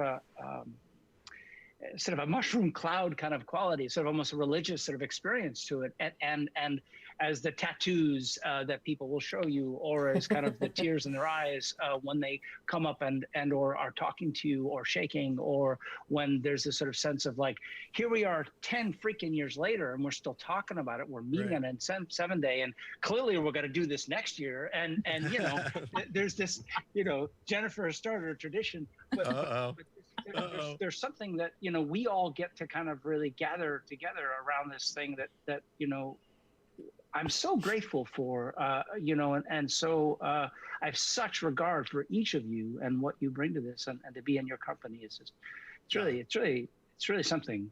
It's really something. Tag on to that, the one you really, you're sweet. But also I wanted to tag on that you talk about in a career of lots of things that are good and mediocre or whatever, you get like those couple things that really stand out and last through your career. Having it be that and also be really good, that's really unusual. And so I'm really part that this is one of those things that's also really good, that's going to follow me through whatever remains of my career. So it's cool. Those are beautiful points. Just wanted to share that. Other parts of your career too, and you know, like I've gotten on camera auditions. I don't even really do on camera, and they're just like, "Hi," and I'm like, "Why are they looking at me like that?" I'm supposed to be a pregnant hillbilly girl, and they're like, "Yeah, you're Jack," and I was like, "Am I not getting this part? I'm not getting this part. You just wanted to say hi, didn't you?" I think true. It's been an incredible catapult for showing other parts of your I do really like the live chats. The live chats are awesome. 1000%. It's some of my favorite moments. I've gotten jobs. One of the things I really missed in Anthem was the party banter. People love it, and people from across all media love it. And I'm just gonna say, you know, there's that one TV show about the little girl who's bald, Stranger Things. You know. I take it she doesn't like Stranger Things then. Storylines. Yes. Mediums. Yeah. Absolutely. Yeah. Does she like Stranger Things? I don't know. You know, I started working in games. I was a teacher for a long time, and I left and started working in games about 5 or 6 years ago. And I think half of my first games job interview was talking about Mass Effect with the development team. And without a doubt, my love and passion for the game is what ended up helping me switch careers, because there's so many people in development in the game space that have such love for the Mass Effect franchise and see it as, you know, the Citizen Kane of video games, or the Star Wars of video games, that I think you'd be hard pressed to go to any major development team that's around right now and ask them, hey, what are some of your favorite games? I think Mass Effect would be on, you know, their top 5 or 10 list across the board, just because of exactly what it is. So I think, you know, if a lot of us, even like me way out in the periphery, have been highly impacted by the work that you guys have done. So I think what you're touching on there, Ash, is a really brilliant concept. Way back in the beginning of my career, a dear friend of mine was studying theology, like at McGill or somewhere, and we were talking, and I was bemoaning the superficiality of my career choice versus his, because I wanted to have meaning and impact, etc. And he's like, just stop. And he told me about the concept of divine spark, which is that when you're in touch with the highest and best part of yourself, and then you go do something. She's quite spiritual, like Jennifer Hale, isn't she? She's really, really spiritual and inspirational. It will strike others, and maybe like awaken a little, like Cindy Lou Who, you know, and Horton Hears a Who, a little awaken them to some highest and best part of themselves, even if they're not paying attention to the actually listening to what you recorded, whatever. Just the spark exists, and if you hold that spark and operate from there, it goes out and it amplifies, and that's what this game did, I think. I think you're 100% correct. Mm-hmm. We'll go back to questions if time permits, but I want to give us ample time to go through some lines and have some fun. So does everyone have the PDF that was sent out? Can you throw it in the chat? I might be able to. If not, Ryan is still here, so I think Ryan can probably do it. Okay. Yeah. All right. Ryan's amazing. Ryan's our magician behind the curtain who makes all this happen. I had so many windows open as I was starting this that I was like, I'm so glad I'm not Ryan today with more windows open. Because I'm going to go to your email, Ash, and find the, there it is. There it is. Look at Allie printed out and ready to go. Has her homework. Okay, I just threw it in the chat. Everybody can click on it in the chat. I can't believe I did that. That's extraordinary. I'm not making the rest of us look bad, Hillis. Cool. I'll give everyone a minute. And while everyone's opening. I printed mine out this morning. You what's that? I said I printed mine out this morning. Oh, there you go. Show off. Excellent. Oh my God, this is awesome. I also have no work at the moment, so. Hey, that's a good thing too. Pages, right? We have 3 pages, you guys? It should be 3 pages. I think there's. Yeah. I was drinking champagne this morning. I didn't have time. Oh, girl. So this morning. Really? What were you celebrating? Oh, N7Day. Nothing. Yeah. Yes, the remaster. Lots to celebrate today. So if you are watching at home, what we're going to do is you guys sent me, along with questions, you sent me scenes that you would like to see performed or lines you would like to hear read. Oh, hell yeah. I didn't know Caroline was going to be here, but I'm so incredibly happy that she is, because that means I do not have to direct these, because that's absolutely terrifying as someone who does not do it. No. A few things. Get in there, Tiger. Oh, no. Get in there, Tiger. I'll cry.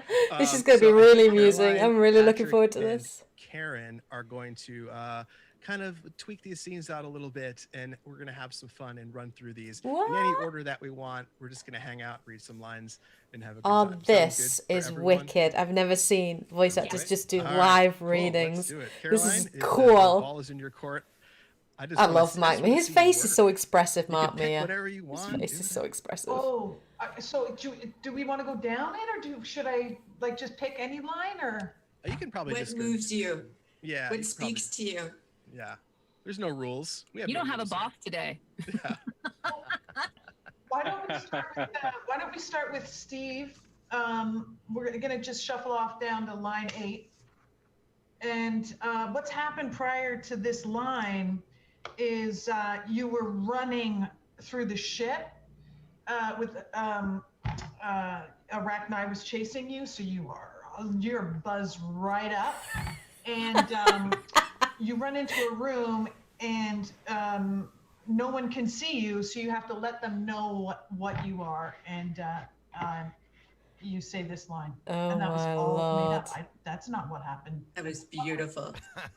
I think it's going to give you something. I'm getting chills. I'm just getting chills right now. Oh my God, so cool. I am Krogan! Woo! Yes, you are. Yes, you are. Sure, And now we all are. Yeah, we are for sure. Did I get some on you? No. Don't say that. Yeah, we all had that I am Krogan moment earlier this morning, I think. So. Yes. Yeah. Wonderful. You gotta check the chat now. People are gonna be so happy. Yes. There's some good ones in here. There's let's go to Kaidan, line 17.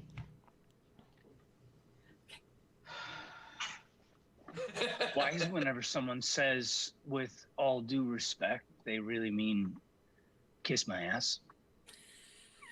I think that was Ashley's line, wasn't it? Was that Ashley? It is Ashley's line, but she's not here, and someone really needed to say it because that's one of my favorite lines. So thank you so much for doing that. I'm sorry. I went to 17. I didn't see it. My apologies. It might have. It was great though. Here's Kaidan. Messed up kid that I. What was it? yeah, messed up kid that I was, I would never have dreamed of life that I've had. But sometimes the way things go down does matter, Shepard. Later, when you have to live with yourself, knowing that you acted with integrity, then it matters. I got chills. That was really good. Yes. So good. Damn, that was good. Oh my and god. I would probably just say something like faster, louder. The way only you could, Carol. You know how many tears have been shed in the booth? How many times have we all cried in the booth while performing and listening? Can I tell you my crying story with Caroline? Uh-oh. Yes, Abby. We were recording. I've never gotten to tell this story with you present, so this is delightful. We were recording the end of 3, and which I never call the end because I'm always like, I'm here. If you ever, Yeah, it really is. And it was the goodbye to Gareth scenes, and the writing. Oh my god. Just crawled right up under my skin, and I went to say the lines, and I was just like, bloop. I couldn't speak, and I had to take a second because I was like, Shepard does not cry. And so I took a minute. I was like, hold on. And you were on Skype. I couldn't see you, but I could hear you. And the rhythm was every time we finished a line, you'd be like, okay, yeah, all right. And you talk to the engineer, blah, blah, blah, B-A, okay, blah, blah, blah. And then we go on to the next line. It was that rhythm, bum, bum, bum, bum. So we did this line, and I had to take a second. I broke the rhythm. And I paused, and I was like, okay, ready, and I did it. And it was all I could do to say those words. And then there was dead silence. And I was like, did we lose the Skype? And then I said, Caroline, I heard, yep, hold on. I was like, because you were so strong and so steady all the time. You're like, nope, you don't got me. You don't got me. And I was like, oh, I got her. I think that might have been one of the last sessions we did too. So I was a wreck. I'm a wreck. That was John Dumbrow wrote Gareth in 3, and I'm gonna tell him that he broke both of you. He did. You can tell him that he got you to crack, because that will mean a lot to him. Oh yeah, cracked right down the middle. I think all of us cracked. If you don't mind, but I also remember this scene with Anderson's spoiler. I think we're good. We're good. It's been multiple years. 10 years. 10 years. Yeah, it's been 10 years. Going through that, because of our system, you could hear Keith David doing his performance, and just that moment of him, talking to you like you were his daughter. Oh my god, that was just, yeah.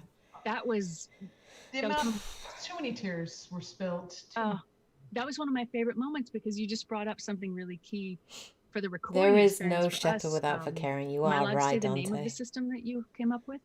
Yeah, I didn't come up with it. That BioWare came up with. It's a proprietary system called Veda, which allows for example, I was usually pretty early into the booth in the recording process. So I would go in and record my lines. And then when Ali or Alix or Courtenay or somebody came after me or DC, they could hear me talk to them. They'd get to playback. And I really didn't get, Mark and I think Mark was probably in the same boat. We didn't get to take advantage of that system very much, but recording the last scenes with Anderson, I got to hear Keith. And I got to act with Keith. And that is the secret sauce that is as yet mostly untapped in the game industry. When we get to actually be in this space, whether it's I'm here and someone is in their booth at home somewhere else, when we can hear each other and actually interact with each other, it takes the magic to a level that is undescribed. Yeah, you say that about Keith, but my story is that I actually got to act with Jennifer Hale. Sweet. One of my favorite things about Veda, this might be apocryphal, but I've heard that Veda, the acronym actually spells VADER, but for some reason they copyright that word. That's so cool. See, That's details, awesome. Mark. Details. That's wonderful. I love these stories.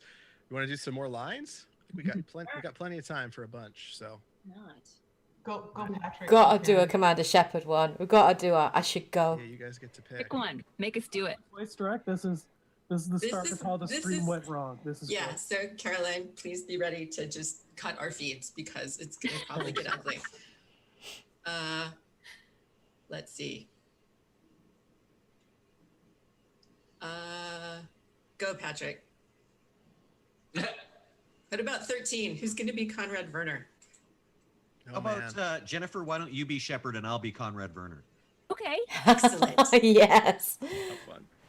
So do we make something up like Caroline did, or you guys just want to go for it? And Okay. I'll make up a context. Yep. Okay, so I mean, really, this is a love story. This is a lot of sexual tension and paying off. With Comrade Werner. This is Okay, cut the feed, Caroline. I'm in. so just intensity, passion, simmering. Okay, Patrick, I'm gonna do Conrad Werner as a Vorcha, if that's okay with you. He is a Vorcha in the game, right? Oh yeah, I assume. Okay. I mean, honestly, that was just going to be my request, is that Mark do any kind of Vorcha Vorcha anything. So fit, thank yeah. you so much for Oh my starting with God, this. yes. You were making my day. Did I do Shepard as a Salarian? You just Yes, Shepard. preview. Give us a preview. Do it in your Omniblades characters. That's even better. I can That's correct. Yes, yeah, because we're actually we're doing an RPG, a Mass Effect RPG. Yes, and it's, I believe 2 or 3. Solarian, Vorcha, simmering sexual tension, Conrad Yes. Werner scene. Oh my God. And Go. Conrad, you have no idea what takes to get job done. This is how gun in your face feels. It happens to me every day. You can't handle this. I thought you were a hero. Heroes don't do things like this. I wish I'd never met you. They all say that. Oh my God, that was so good.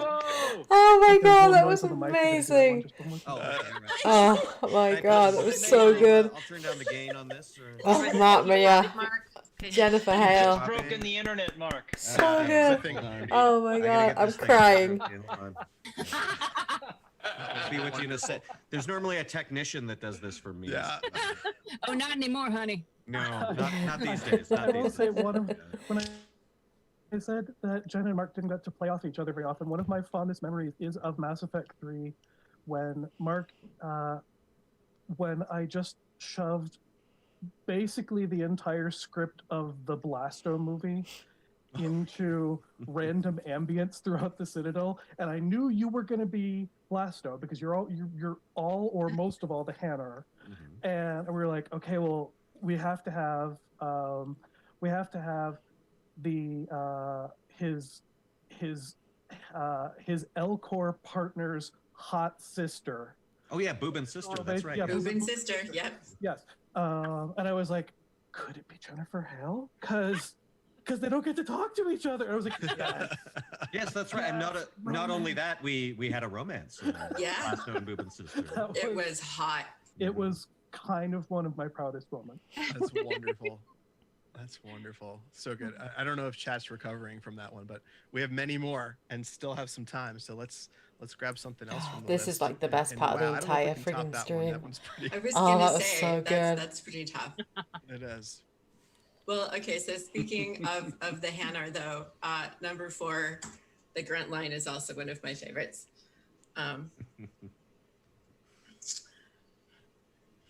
I don't know how to set this one up. I mean, I'm looking out my window and there's a lot of snow out there and it's cold.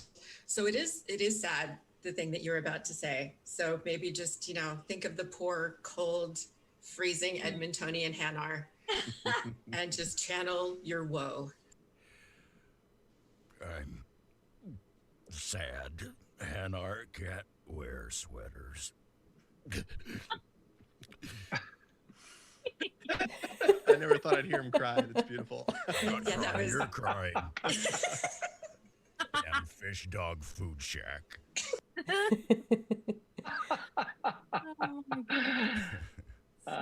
Okay, Caroline, can you do another one? I'm laughing too hard to be of any use right now.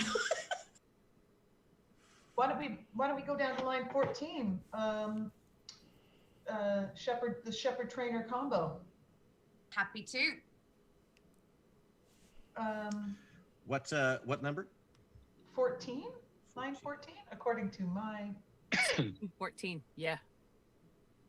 Why don't we make this Jennifer and Alix? Yes.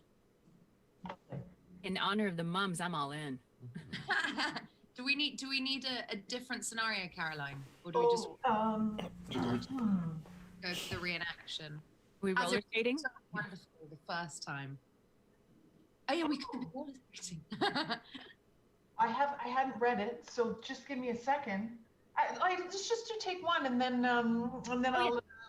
Oh, so we can see a switch up. We'll do it straight, and then give us a crazy take two. Okay. I love the fact that they're just doing this off the cuff. Commander, come to check on your new recruit. Just wanted to see how you were doing. Still trying Jennifer to has get got a bearings. super sexy voice. When I was working on the Normandy's Seriously. upgrades, I left at the end of the day. I didn't even have a toothbrush or a change of clothing until I made some emergency purchases on the Citadel. Next time you need something, just ask. We're all in it together. It's no trouble, Commander. I'm sure you have larger concerns. Don't mock the toothbrush. Don't mock the toothbrush. Page. It goes on to the next page. Sorry. I didn't see that. See, I do that all the time. We can put in a requisition order. My toothbrush is a Sigen Pro Mark IV. It uses tiny Mass Effect fields to break up plaque and massage the gums. It costs 6,000 credits. Okay, yeah, you're on your own with that. Cool. Can't top that. Love that stuff. Scenario number lesbians. I know, it's so great. Lol, My Dante. favorite You're song about that toothbrush funny. was because I wrote that. I as a feel that throwaway Mark line Meer is getting a little bit hard done by because Alix they're all did wanting such an to hear amazing job Jennifer. on it. Because I wanted to call it back I to do the think Citadel, Jennifer is the so I used it superior in the Citadel Commander DLC Shepard, but obviously I played as as her. I that, didn't okay, play great, as male we're- Shepard, because so the Citadel DLC was I don't know the what he would have sounded almost like in that. action comedy kind of DLC at some parts. And I was I like, know, great, poor we're gonna Mark, use the right? toothbrush He really is. to pick the locks so the team can He get does in. The amazing toothbrush is Vorcha, gonna though. save the Normandy. And the art director, Derek Watts, was in an early playthrough of the DLC. We get to that point, and Traynor, in an early version of the scene, holds up nothing in her hand, and Derek says, "What? So we got to make the toothbrush?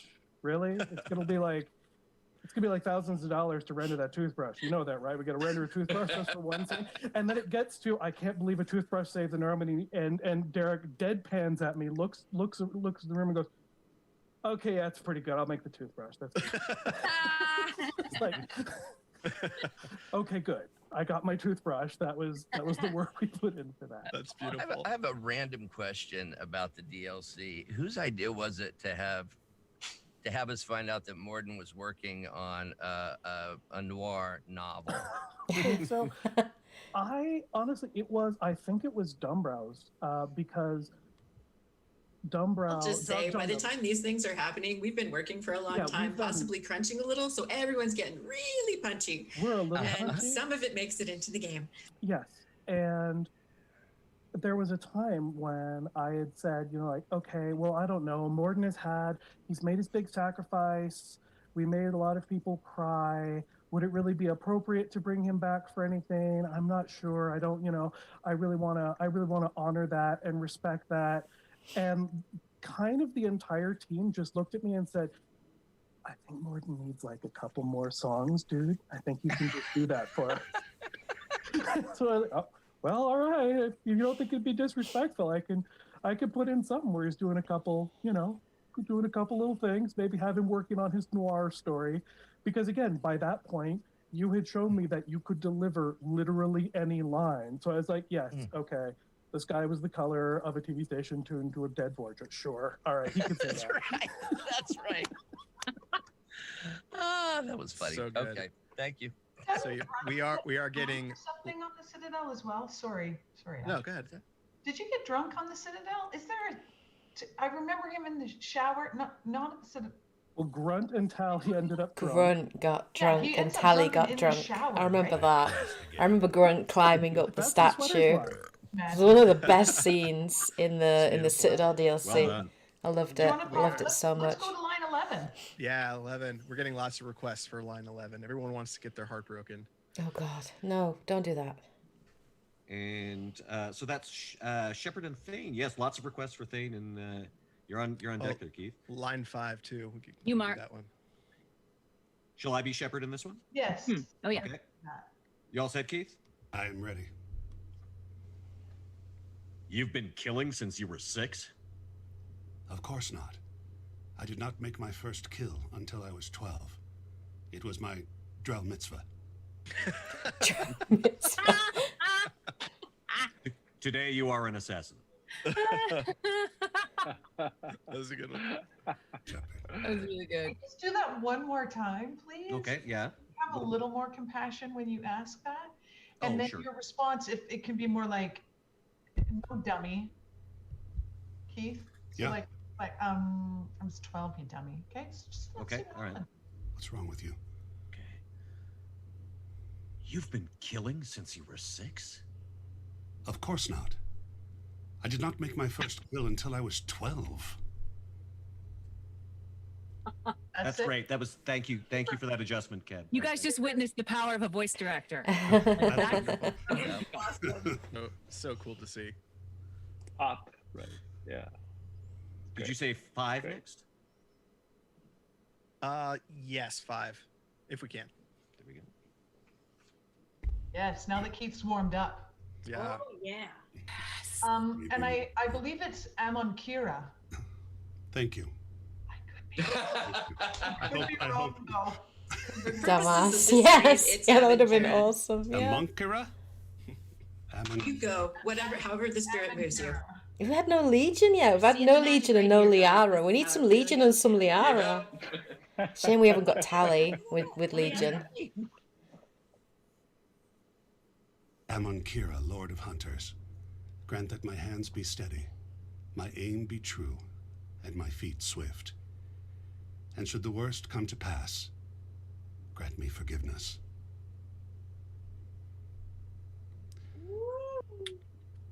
That was part A. You want the whole? You want part Yeah, B? Yes, do it. Part yes. B? All right. Yes, those lines go together, Keith. So So do them then together? Oh.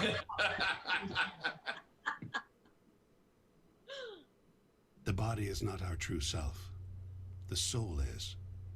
Body and soul work as one in a whole person. When the soul is weakened by despair or fear, when the body is ill or injured, the individual is disconnected, no longer whole. They're just so Who wrote talented. that? Who's that? Who's Beautiful that? stuff. They're so talented. They So really good. are. I'm They're trying to just so remember if that talented. was Chris Hepburn or God, Chris just Lacroix, but incredible. No, whoever it is. Real That was skills. amazing, Keith. Okay. Sometimes you just get Those are the things that shivers, was you know, in the made this moment when they're such just a so treat. good. We've not had And Jack there's been either. so much, going back to DC's comment about learning as you act, that it's not about acting at something, it's about allowing the emotion to be full and open, and it's about getting out of the way. And Thane was a real lesson in opening up to the character, in allowing this beautifully conflicted character Chinese to doesn't need exist. 100% swearing, And that yes. comes back to, again, why the writing is so good, is that each character has these conflicts within themselves. They are flawed. Each character has a tragic flaw that is revealed through the course of conflict. And that's how great characters are revealed. So grateful. And finally, going back to the history-making aspect of Mass Effect. Star Wars for sure. But the reason I love Star Wars so much is because of a show I watched as a kid called Star Trek, where you got to look at the bridge of a global enterprise, where you saw a black woman and a Russian man and an Asian man and a Vulcan all working together to discover a new universe. And a Scotsman, so dear God. I think as much as this Mass Effect definitely is picking up on the Star Wars of our generation and the Citizen Kane, I also think it's a huge, with its representation of all aspects of humanity, really a child of Star Trek as well. So awesome. I think That was very well said. stated. Yeah. Can I shatter that by asking you to say "sleep well and dream of bulbous women" for me? Because that's my favorite Thane line ever. Sleep well and dream of bulbous women. Thank you so much. That was beautiful. Thank you. Wonderful. I think we've gotten some Ali Hillis Liara Yes. requests. How about number 10? Yeah. I want to start with number 10. Because Ali doesn't sound that anything okay? like Liara in Yeah, normal Voting for life. dark phase. I love Ali's dark phase. It's Yeah. so good. I know the dark phase was good. I was confused a little at first, but this is nice. Does somebody have can you set the scene for me a little bit? I believe someone has decided they don't want to pay you for the information that you've acquired for them. Now that they've gotten the information, and you are politely Oh, this is gonna negotiating flay the their terms of your minds. Is this compensation. what this is gonna be? I'll just say, hey, little lady, you don't need to worry about that. Someone's just called you little lady, so go. Oh yeah. Have you ever faced an Asari commando unit before? Few humans have. I'll make this simple. Either you pay me, or I flay you alive. With my mind. Damn. Scary, I love Ali. it. I love that you can just flip into that voice and it sounds still identical to this day. It's Yeah, unbelievable. yeah. I'd pay you good. twice. Yeah, so good. It must be I so don't know weird which because it's one been so Peter- many what's years Jack since looking they've like? done that Yeah, Jack voice. in Yeah, we there. need some Jack. And we need some Legion. I think line 6 has some great Jack stuff. There it is. Yes. Caroline? That's the one I was looking for. Oh boy. Can you be a little drunk saying this line? I think this is at a bar. What's the bar, Patrick? Afterlife. You're at Afterlife. Afterlife, yeah. Well, that's one of them. Yeah. You've had a few cocktails. Shadow The, Broker says top pay line? or die. Lol. Yeah. Okay.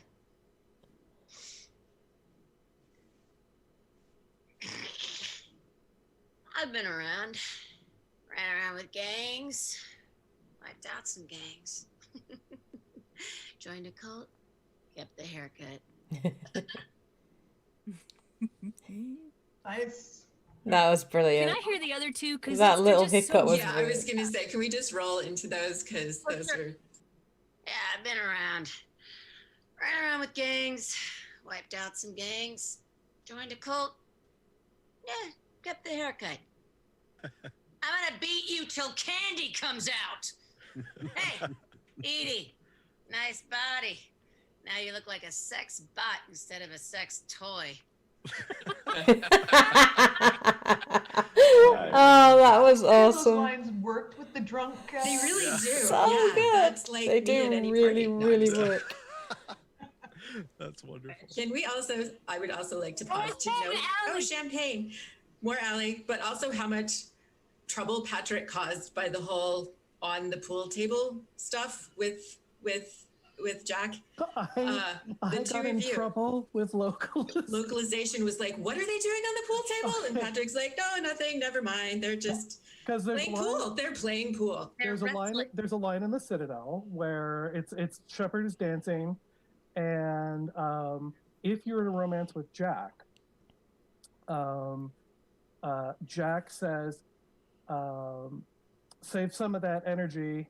We're gonna do it on the pool table later." And then Cortez, kind of offended, says, "Hey, people eat at that table," and Jack says, "You're damn right they do." and so explaining that because I have interface with the and France came back with, "Could you explain what Jack means by this?" And my answer was, "No." No. Oh my god. Who knows? Yeah. Nice. Oh my god. Nice. Because like the editors get the translator questions, but the big ones we pass back to the writers, and I'll make Patrick, this one is your fault. You were answering this. That was your line, Patrick? Of course it was. Why did I And they accepted that? They just said, okay. They just moved in. They haven't got any furniture yet. That's right. They put a cloth down on the table. The best part is it was France who needed me to explain the joke, while apparently Germany was like, "Yes, please confirm that this is regarding the possibility of oral sex. Thank you." Nothing sexual rattles Germany. It's great. So could I request 15 with Ali and Mark? 15. Yeah. Hold on. Oh yeah, this is a steamy one. It's steamy. Getting steamy. All right. Right, Mark. We got this. Good to go. Anything else from our I was directors? going to say, should we add? Caroline looks like she has an idea. Caroline, yes, yeah. Now I'm working. That is the finger of I have a naughty idea. No. Just go for it. What did you say, Alix?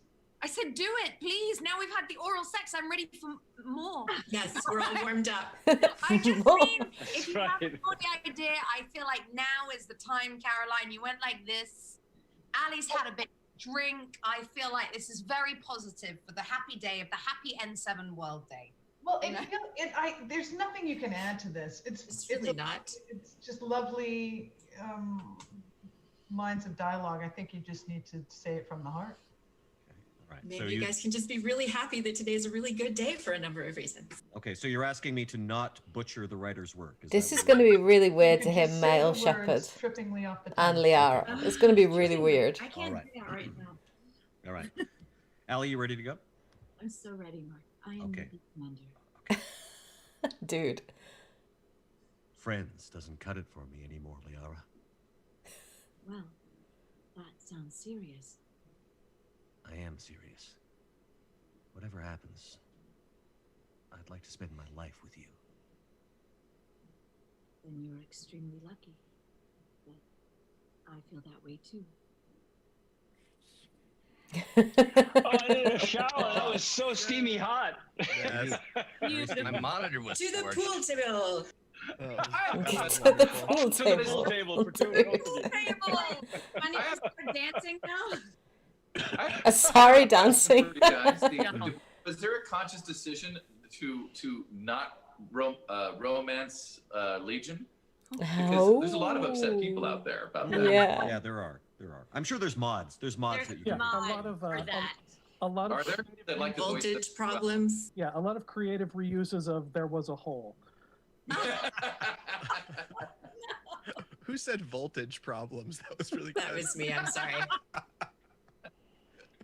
Voltage problems. You know, I think it was a process of us just kind of figuring out what we wanted to do. If we had known, I mean, I'll be honest, the number of people who were like, I don't know, are people gonna want to romance Garrus? Are people gonna want to even romance Liara? She's blue. I don't know. I mean, I kind of see that as she's blue. She doesn't really have hair. It's kind of spikes in the back. Are people going to be okay with that? We'll just have to see. I think we were young and naive, and now we know that BioWare fans are thirsty. I do remember the discussions of Thane and the first art of Thane. Yes. And Derek came in and said, "So what do you think of this guy?" And I was like, "It's really hot. That's gonna be a killer character. People are going to want to romance that gentleman." It's remarkable, but they fall in love with these flawed human beings, flawed characters, and Thane was another one of them. And also, unfortunately, generally, there's a fairly high cost element to having romances and all the extra scenes and stuff. So a lot of time it's more just, we've got X number of nookie scenes we can have. How many characters can we fit in, so to speak? I'll just stop now. No, that's. I actually have another question. Can I ask another question just of the BioWare team? There must be at some point been some thought about doing more DLC content or doing some sort of revival or a I don't know, some kind of a new party that everyone could gather. Has that ever come up as a reunion? I don't think we're legally obligated. I'm very quiet. Yeah, I'm sorry, my son's override there. Crazy asking that question right now on this. I think we might be going through a tunnel. Here, you got it out. Bad reception. Just so we're clear, we're talking about something that will get us more money. No, we're just. There was a press release this morning. That I was going to say, it might refer you to the BioWare blog. Yeah, something new is being worked on. Those are legal things that legal people are allowed to say. That's right. My apologies. We are getting close to time. I want to make sure that we read line 19 because I think it's very it's suitable for today. So line 19, and then we're gonna plug a couple things that are happening today on N7Day and a couple other things, and then we're gonna get out of here. So let's do 19 quick, and then we'll wrap things up and start to say our byes. And Can we share this, Mark? Do you want to start it and then I'll finish it? You bet. You bet. Okay. Perfect. Lovely. This war's brought us pain and suffering and loss. But it's also brought us together as soldiers, allies, friends. This bond that ties us together is something that the Reapers will never understand. It's more powerful than any weapon, stronger than any ship. It can't be taken or destroyed. The next few hours will decide the fate of everyone in the galaxy. Every mother, every son, every unborn child. They're trusting you, depending on you to win them their future. A future free from the threat of the Reapers. Yeah. Jen wins it. I'm Thank you, sorry. guys. Sorry, Mark, but Jen wins it. I fucking love it. If I could just do an augmented Legion line just to round it out. And here it comes. Does this country have a soul? Yes, it does. Awesome. Thank you. Let us heal now. Let us heal. They're obviously commenting on the Mark, election do you there. wanna, say something about Michael Hogan's fund? Yes, I just wanted to take this opportunity on N7Day to put out a call to Mass Effect fans. Anyone who feels that they are able to, if you could donate to Michael Hogan's fundraiser. For those who are unaware, Michael Hogan, beloved Mass Effect cast member and a fantastic human being, suffered a very serious accident earlier this year. I just tweeted about it earlier today. You can also find it's a GoFundMe account for Michael Hogan. So you should be able to find that link, and they're very close to reaching their goal. So it would be really great if we could push them over the line on N7Day. Amen. Awesome. He's an extraordinary guy. In fact, I'm going to see if we can put the link for the fundraiser in the comments section of the video. I Please. think we should That would be be able great. to do that. Ryan will weigh in on that, but yes, that would be amazing. He's a beautiful man. I mean, just a beautiful man, and supporting them is so important. Yeah, I know the community cares deeply about him, so hopefully we get a couple extra bucks in there to help him out. Before we get out of here, I want to say thank you to you all. It means a lot to everyone watching, and your performances are absolutely magical, and the work you've done on the game is absolutely magical, and we all of us in the community couldn't thank you enough. We of course are hoping for more in the future one day, so we'll keep everything crossed. Jennifer and Mark, do you want to plug the game that you guys are doing on the official BioWare Twitch channel, I believe? Oh yes, Mark, you say that. Sure. We are doing a Mass Effect RPG. It's a reskinned version of Blades in the Dark, and we have very cleverly called it Omni Blades in the Dark. And you got a little taste of it because I will be playing a Vorcha, and Jennifer is playing a Salarian, and we're also joined by some devs from BioWare and some folks from Friends at the Table, including Austin Walker, who is our fantastic GM. And I believe that is starting at, I want to say 2 p.m. Pacific on the BioWare Twitch. I think so. Yeah. And be kind. It's only my second time ever doing one of those. You were fantastic. I loved your character. I had so much fun. I'd like to nominate you for Salarian of the Year. I'm, okay, Bill. You're Vorcha of the Century, so there you go. Thank you. Bill, you're gonna have to try harder next year because you've got a very high bar that Jennifer has set. And... I saw and heard. One of us actually. Anybody out there who's wondering, we are signing after this. Several of us are signing after this, so that is happening. Just check our individual social medias; you'll find us there. Yes, almost forgot to plug that. So yeah, check out everyone's individual social medias to get some stuff signed. Signing? Please do that. How does that even they have work? Some awesome stuff that they're putting out there. Cool headshots and character shots and all that fun stuff. And, cool. Nothing better to do. Spend your money on an N7Day. So that's great stuff. Again, Jennifer, guys, thank you for making this possible. Yes. Thanks Oh my for God. bringing us all together. Yes, thank you. Don't forget Yes. to keep up with everything nerd at nerdappropriate.com. Yes. Thanks, Ali. Thank you so Hey, much. Ash, thank you. Yeah, Ash, thank thanks, you. buddy. I want to thank That's Ash. point to you. And I want to thank guys. Ryan Green, our amazing producer, who Hey, Ryan. did also. Ryan. Yes, Ryan. And I want to thank Caroline and Patrick and Karin for sorting out so they could come, and BioWare for doing this. And I want to thank every single human who has ever worked at BioWare, and this is a massive team.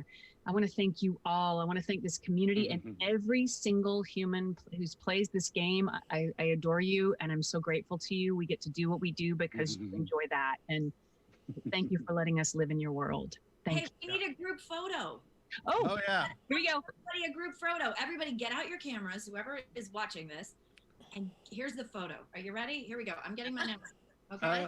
I'm gonna Everybody smile say for Normandy. Your favorite little pose or something. Ready? One. Hold on. I got to get my fingers on here to try to screenshot this. Okay. 1, 2, 3. Look at Steve. Oh my god, that's brilliant. That's so brilliant. I feel like Mark and Jennifer need to say the line to cut us off, right? Oh yeah. Oh, really? Shall we do the we version instead of the I version? We'll do the we version, and we'll Okay, see. ready? Zoom doesn't always help us sync up, but we'll try to get it as close as possible. Right. On 3 or after 3? 3 and then go. Okay, ready. Here we go. We should go. We should go. Cut the feed. Yay! Thanks, you guys. Guys. Love you, guys. So good. Thank you all. So good. N7Day. An N7Day to remember. Yeah, everyone go celebrate. Seriously. Go forth and heal. It makes me want to go back and just play the games again. I just want to go back and play the games again. I'm going to have to wait till next year. Do this with a pot. Oh, that was awesome. Right. So that was amazing. So that was the stream for the N7Day panel. Unknowingly, I had some technical issues, unfortunately, which just means I'm going to upload this entire thing on my YouTube channel afterwards. So I'm going to cut it all together and upload it for everyone. Now, usually I only stream till 10, and I was going to stream Crash Bandicoot 4 after this, but this went on longer than I was anticipating, so I might very well not do Crash tonight, and I might actually stream Crash Bandicoot 4 next weekend on Saturday for you guys to check out. You guys have voted for it, so it will actually happen next weekend, but yeah, I think I'm going to cut this together and upload it onto my channel whilst watching this RPG thing that Jen and Mark are doing, because that sounds amazing. But thank you so much for joining and tuning in. Really appreciate it. Thank you, Dante, for sticking with me, because there wasn't many, obviously, in here because of the technical issues. But happy N7Day, everybody, and we'll catch you later. Bye, guys.